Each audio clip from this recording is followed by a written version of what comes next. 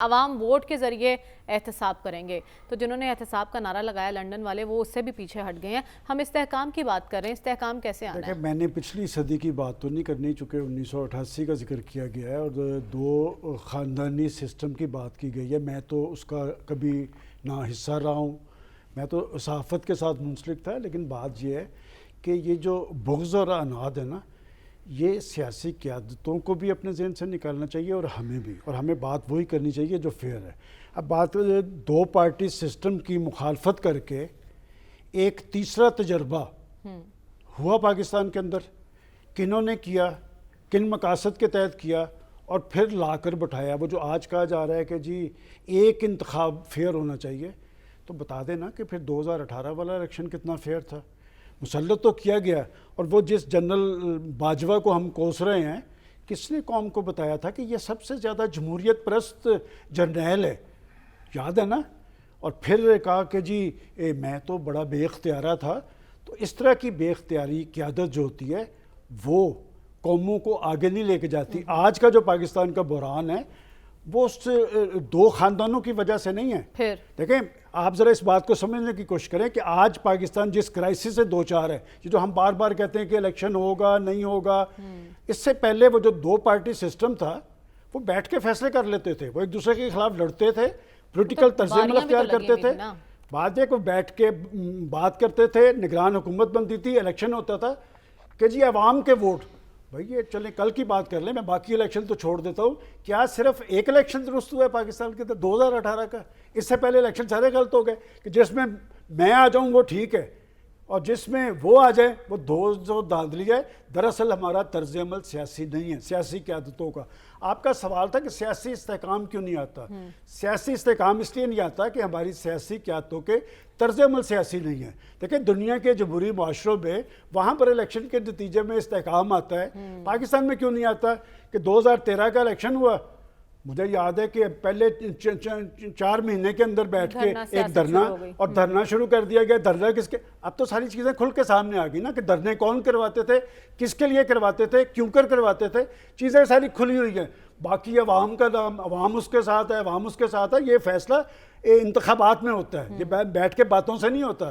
کہ جو پہلے بھی آئے تھے وہ بھی عوام کے ذریعے آئے تھے، اور جو 2018 میں لائے گئے تھے وہ بھی کہتے تھے کہ ہم عوام کے ذریعے آئے، اور پھر انہوں نے خود ہی کہا کہ ہم ناکام اس لیے ہو گئے، ہمارا تجربہ نہیں تھا۔ تو بات یہ کہ پہلے تجربہ سیکھیں، اس کے بعد آئیں۔ باقی بات یہ فری اینڈ فیئر انتخاب ہونا چاہیے تاکہ جی اس سے تو کوئی انکار ہی نہیں کرے گا، فیئر الیکشن بھی نہیں مانیں گے۔ اس کا مطلب کہ جس الیکشن میں ایک خاص مائنڈ سیٹ جیت جائے وہ ٹھیک ہے، باقی الیکشن غلط ہے۔ فیئر الیکشن کی ایک تعریف کر لینا کہ کیا ہے۔ میں سمجھتا ہوں کہ الیکشن کمیشن ان کی مشاورت میں تو وہ شامل ہو رہے ہیں۔ بھئی الیکشن لڑیں، مشکل صورتحال پارٹیوں پہ بھی آتی ہے، قیادتوں پہ بھی آتی ہے۔ مشکل صورتحال میں آپ جائیں نا ذرا، 2018 میں ایک پارٹی قیادت کو نااہل کیا گیا تھا نا، وہ پیچھے ہٹ گئی تھی، اس نے پارٹی آگے کر دی تھی۔ آپ پارٹی بھی آگے نہیں کرنے دیتے۔ یہ پرویز خٹک کیا کہہ رہا ہے کہ کسی کی بات ماننے کے لیے تیار نہیں تھے، اور میں کہنا نہیں چاہتا، پچھلے دنوں میں محمود رشید صاحب سے میری بات ہوئی ہے، سخت مشکلات میں صعوبتیں برداشت کر رہے ہیں۔ میں نے کہا یار اس نوبت کو آپ کیوں پہنچے؟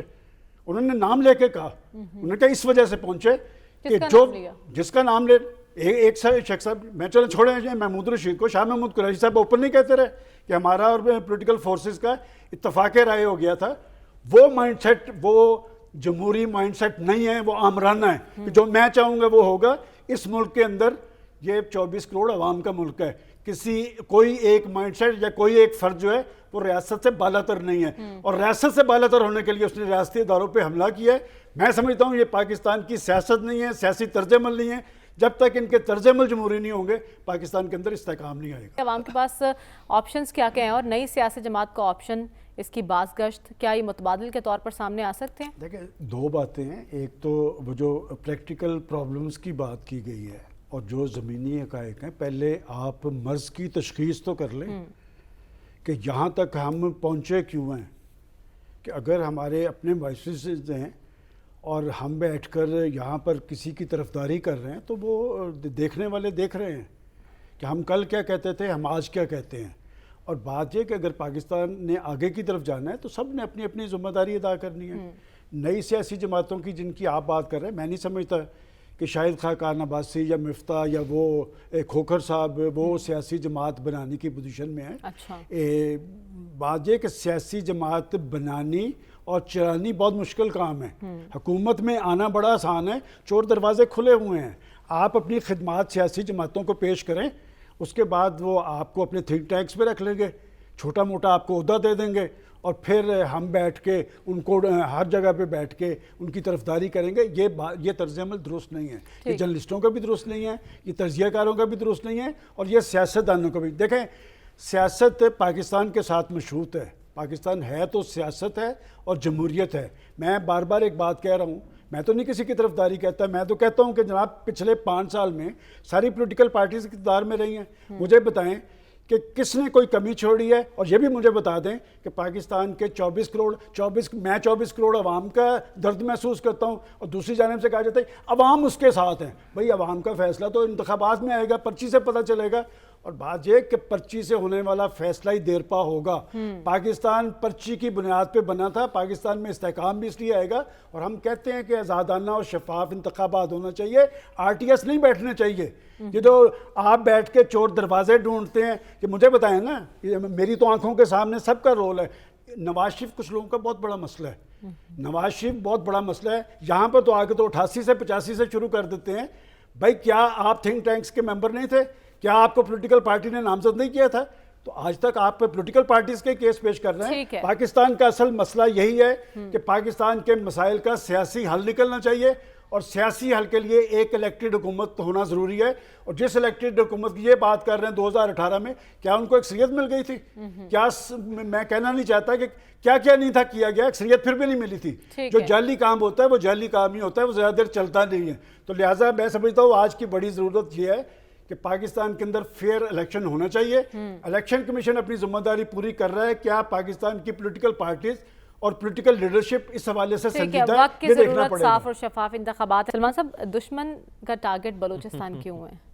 دیکھیں, نمبر 1 تو جو سرفراز بگٹی صاحب نے جو باتیں کی ہیں وہ ہر وزیر داخلہ کہتے ہیں کہ جی بلوں تک جا کے ان کا پیچھا کریں گے, زیرو ٹالرنس پالیسی. تو وہ یہ بھی بتائیں کہ ٹالرنس پالیسی کس کی تھی؟ یہ دہشت گرد کیسے آئے تھے, کیسے آتے ہیں؟ باقی بات یہ ہے کہ جہاں تک بلوچستان کی بات ہے, بلوچستان رقبے کے حوالے سے پاکستان کا سب سے بڑا صوبہ ہے, معدنی وسائل سے مالا مال ہے.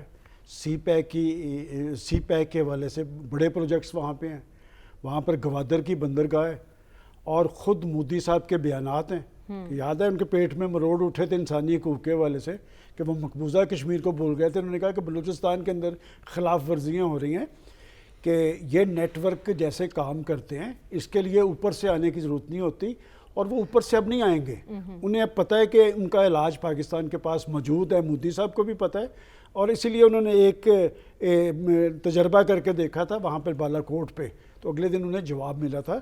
بات یہ کہ آپ نے دیکھا کہ کینیڈا کے اندر ایک سکھ لیڈر کو مارا, اس کی لیڈرشپ انہوں نے اپنی پارلیمنٹ کے اندر بتایا کہ ہمارے پاس شواہد موجود ہیں. میں نے کل بھی بات کی تھی کہ بات یہ کہ اگر راہ ملوث ہے اور آپ کے پاس شواہد موجود ہیں, اور میرے ذاتی علم میں ہے کہ شواہد موجود ہیں, تو پھر یہ دنیا کو بتایا جائے, اس کا مکروہ اور شرمناک چہرہ جو دنیا کو دکھانا چاہیے. لیکن بات یہ کہ ساری صورتحال کیوں طاری ہوتی ہے, وہ مرے تھے جن کے لیے وہ رہے وضو کرتے, کہ بات یہ کہ وہ افغان سرزمین تو آج بھی استعمال ہو رہی ہے. اور وہ جو کہتے تھے آنے کے بعد کہ جی ہم اس کے بعد افغان سرزمین استعمال نہیں ہوگی, وہاں پر راہ کا اور NDS کا نیٹ ورک گٹھ جوڑ آج بھی موجود ہے. اور بات یہ کہ جو ہم نے لگائی تھی, فنسنگ لگائی تھی, اس کو بھی توڑا جا رہا ہے. تو بات یہ کہ یہ کل یہاں پر ہمارے پروگرام میں بات کی گئی تھی کہ یہ ساری صورتحال بڑی کروشل ہے, بڑی حساس ہے, تو فوج کو اس کا سدباب کرنا ہے. اگر پاکستان کے اندر انتشار ہوگا, خلفشار ہوگا, الزام تراشی ہوگی, گالی گلوچ ہوگا, تو وہ جو فوج کا جوان بارڈر پہ کھڑا ہے اس کو کیا میسج آئے گا؟ وہ تو ہر آنے والے دن, ہر ہفتے کے اندر ایک اشاعتوں کی تاریخ رقم کرتے نظر آ رہے ہیں. وہ تو پرعزم ہیں ان کے خلاف.